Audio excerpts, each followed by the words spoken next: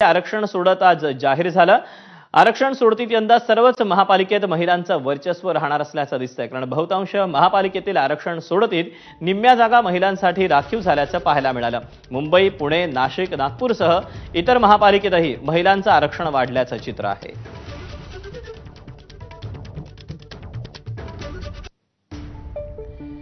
तेव्हा निवडणूक आरक्षण सोडत आज जाहीर करण्यात आलेली आहे। राज्यातल्या ज्या महापालिकांच्या निवडणुका येऊ घातलेल्या आहेत त्यामध्ये आता विविध महानगरपालिकांसाठी ही आरक्षण सोड पाहायला मिळते आणि यामध्ये मुंबई असेल किंबहुना अनेक राज्यातल्या अशा महापालिका आहेत जिथे निवडणुका येऊ घातलेल्या आहेत, तिथे मात्र यंदा महिलांसाठीचं जे आरक्षण आहे ते वाढलेलं आहे, राखीव झालेलं आहे।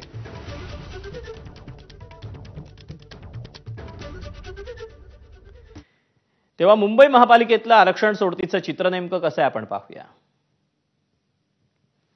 एकूण जागा 227 महिलांसाठी राखीव 114, अनुसूचित जातींसाठी राखीव 15, ज्यामध्ये महिलांसाठी 8 राखीव ठेवण्यात आल्यात। अनुसूचित जमातींसाठी राखीव आहेत 2, ज्यामध्ये 1 जागा महिलांसाठी आहे। ओबीसींसाठी राखीव आहेत 61 जागा, ज्यामध्ये महिलांसाठी राखीव आहेत 31 जागा। खुल्या प्रवर्गासाठी राखीव जागा आहेत 149, तर महिलांसाठी यातल्या जागा आहेत तब्बल 74।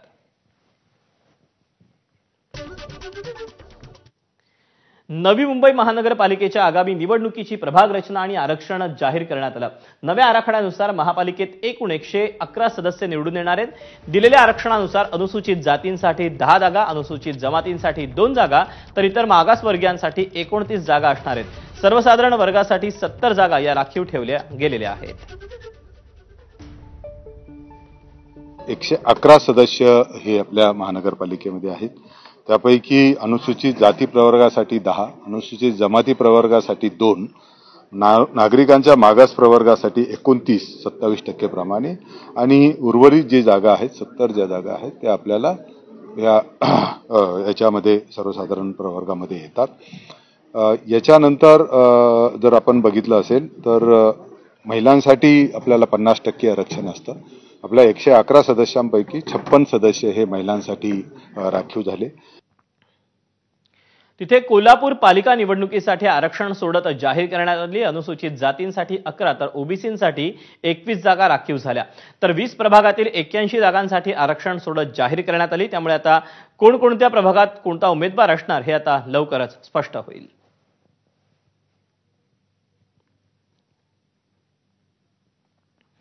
भंडाऱ्यात 14 नोव्हेंबरपर्यंत नगराध्यक्षपदाचे उमेदवार जाहीर होणार असल्याचं भाजपचे आमदार परिणय